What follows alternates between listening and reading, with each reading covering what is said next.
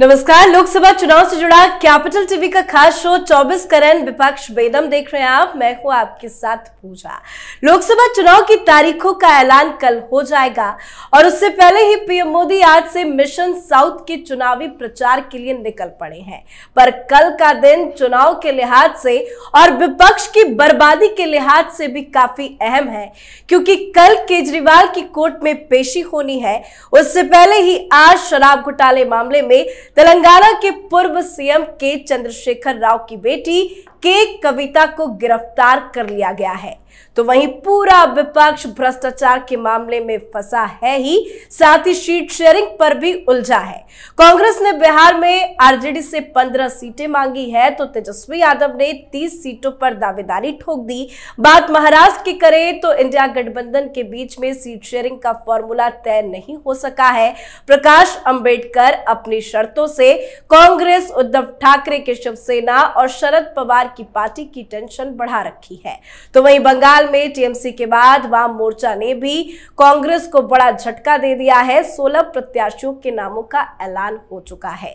तो कैसे पूरा विपक्ष फंस गया है चुनाव से पहले, बताएंगे आपको। चर्चा के लिए मेरे साथ स्टूडियो में मौजूद हैं कैपिटल टीवी के editor in chief doctor Manish Kumar और एग्जीक्यूटिव एडिटर राजीव जी। सर, आप दोनों का बहुत बहुत स्वागत है। धन्यवाद। आज की बड़ी खबर तो यही है कि के कविता गिरफ्तार हो गई है और केजरीवाल को कल पेश होना होगा कोर्ट में। कैसे भ्रष्टाचार में ये दोनों ही बड़ी पार्टियां, दोनों बड़े नेता फंस गए हैं? देखिए, ये तो पहले से ही चला रहा है, इसमें कोई नई बात नहीं है।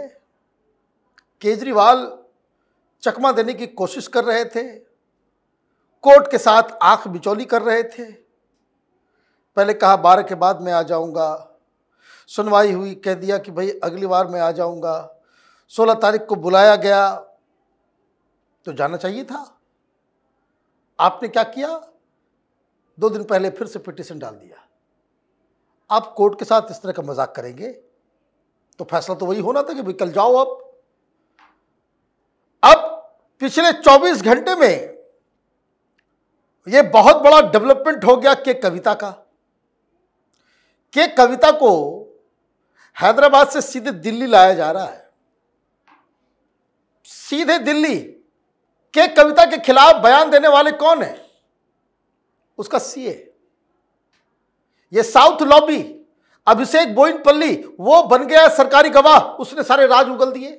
रात में चार्टर्ड प्लेन से दिल्ली आना और होटल के कमरे में बंद होकर केजरीवाल के चमचों के साथ कैसे शराब के जरिए लूट मचाई जाए दिल्ली के अंदर अपने तमाम चट्टो-बट्टों के साथ, ये पूरा प्लानिंग ही तो क्लियर कट केस है। तो अब केजरीवाल चिल्लाते रहे पाकिस्तानी पाकिस्तानी, अब तिहाड़ में सारे लोग इकट्ठा होते चले। बिल्कुल। तो सर, के कविता की गिरफ्तारी से केजरीवाल की मुसीबत कैसे बढ़ सकती है? क्योंकि के कविता अब डायरेक्ट केजरीवाल से जुड़ी है। अभी तक जितने लोगों को की गिरफ्तारी हुई उसमें आम आदमी पार्टी के लोग हैं, विजय नायर, संजय सिंह, मनीष सिसोदिया। ये लोग अरविंद केजरीवाल के अपने लोग हैं और इनके साथ मीटिंग की बात आप कोर्ट में नहीं कह सकते। इनके साथ मीटिंग हुई तो क्यों हुई भाई? इनके साथ मीटिंग में कौन कौन सी चीज़ें डिस्कस हुई? और ये लोग अभी तक टूटे नहीं हैं।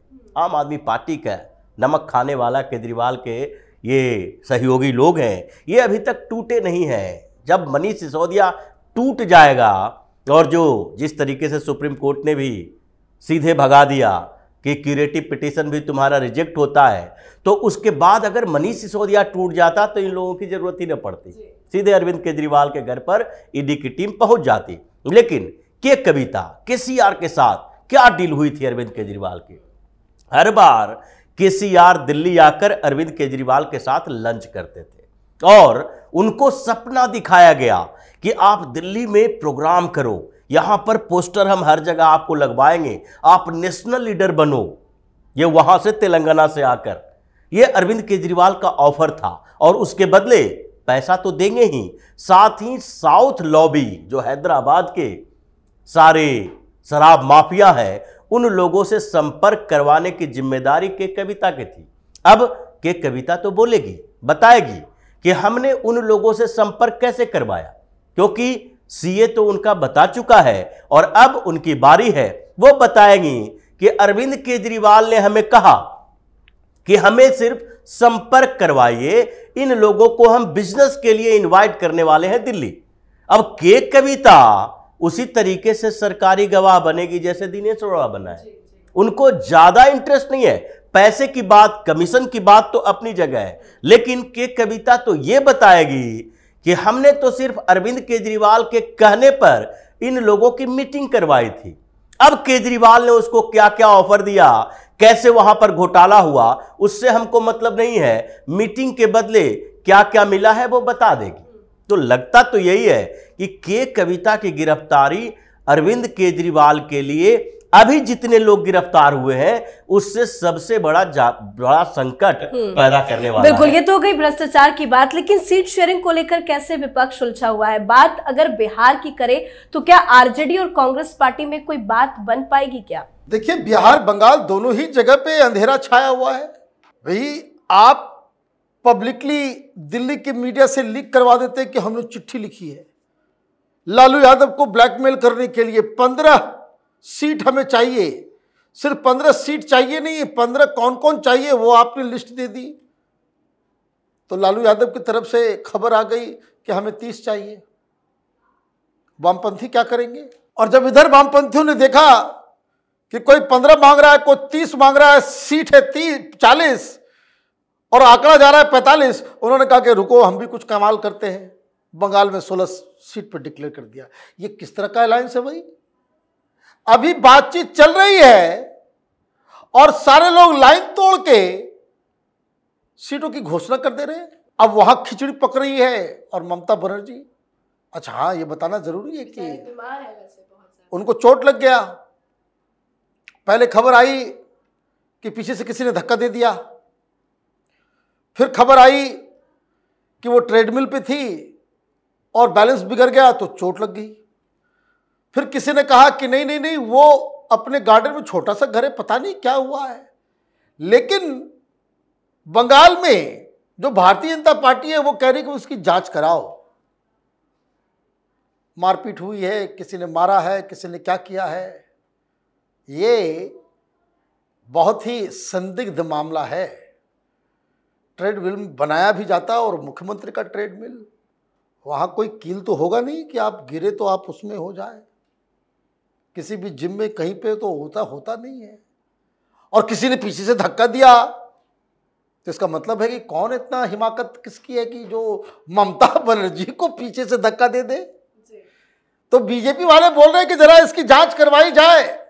बंगाल के मुख्यमंत्री का सवाल है और इसके ऊपर एक अजीबोगरीब सन्नाटा।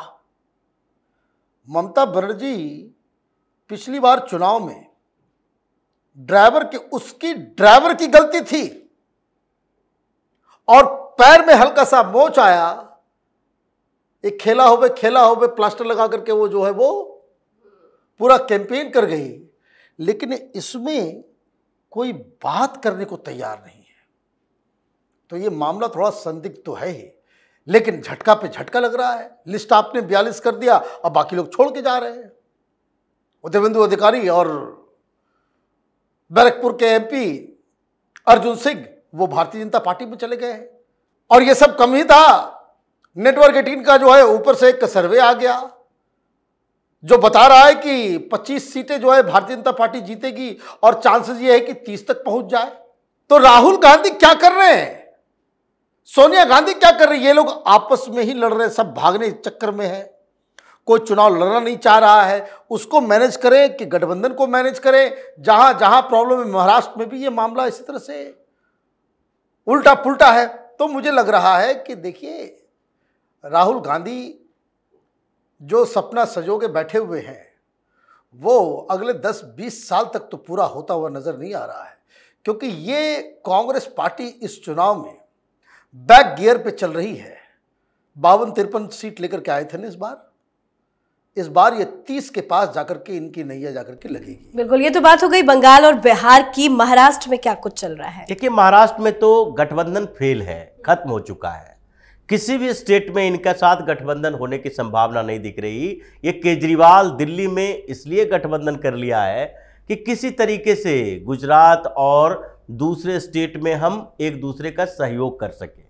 लेकिन दिल्ली में तो पहले से पता है कांग्रेस को भी और केजरीवाल को भी यहां कुछ होने वाला नहीं है। महाराष्ट्र के अंदर कांग्रेस को इस बात का भरोसा है कि इस बीच उद्धव ठाकरे और शरद पवार दोनों कोशिश ये कर रहे हैं कि मैक्सिमम सीट हमारे पास रहे, और इसके लिए उद्धव ठाकरे ने प्रकाश अंबेडकर की एंट्री करवा दी। प्रकाश अंबेडकर, जो पहले शरद पवार बार बार ये कहते थे ये प्रकाश अंबेडकर आएंगे तो हम साथ में नहीं रहेंगे, अब क्या हो गया?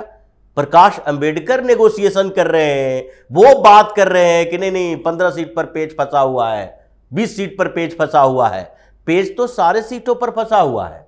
उद्धव ठाकरे छोड़ने वाले नहीं है। जीती हुई सीटें जो शिवसेना ने जीती थी, अब 2 गुट बढ़ जाए, लेकिन उद्धव ठाकरे को तो ये अभी भी स्वप्न में लगता है कि हम शिवसेना के कैंडिडेट जो जीते हुए थे इस बार भी शिव सैनिक उन्हीं के साथ रहेंगे। ये सपना तो देखते ही हैं, हकीकत जो भी हो। इसीलिए वहां पर कांग्रेस के सामने सबसे बड़ी समस्या यह है कि नेगोशिएशन करने वाला एक नेता नहीं है। कांग्रेस नाना पटोले पर भरोसा करती है। नाना पटोले वो नेता हैं जो सोनिया गांधी के पास 3 बार चिट्ठी लिख चुके थे कि शरद पवार है जो कांग्रेस को खत्म करना चाहते हैं। पूरा स्टैटिक्स दिखाए थे कि देखिए कैसे शरद पवार की पार्टी धीरे धीरे ऊपर बढ़ती गई, हम नीचे घटते गए, और इन लोगों ने पूरे कांग्रेस को बर्बाद कर दिया है। अलग अलग जगहों पर चुनाव होता है, कांग्रेस, ये जो कांग्रेस के लोग हैं उसी को तोड़ लेते हैं। कारपोरेशन के चुनाव में ये शरद पवार के ऊपर आरोप था नाना पटोले का, उनका उनसे बनता नहीं है। अब जो बचे हुए कुछ ऐसे लोग थे कांग्रेस के, मुंबई के अंदर मिलिंद देवड़ा की अच्छी पकड़ थी, वो चले गए, अशोक चौहान चले गए। अब आगे जो पहले के बाला साहब थोराट जैसे नेता थे उनको बैकफुट पर डाल दिया गया है, वो भी पार्टी छोड़ने वाले हैं। नेगोशिएशन करने वाले लोग नहीं दिखाई पड़ रहे।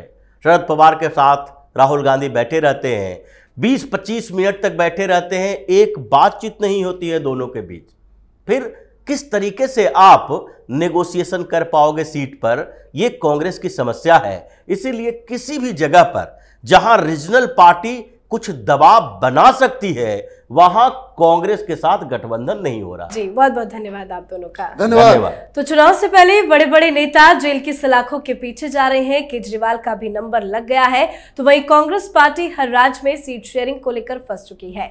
गठबंधन सहयोगियों के साथ सीट शेयरिंग पर बात नहीं बन पा रही है, और नतीजा ये है कि हर दल कांग्रेस से किनारा करता नजर आ रहा है। विपक्ष की बढ़ती मुसीबतों पर आप अपनी राय कमेंट करके लिखें। देखते रहे कैपिटल टीवी। नमस्कार।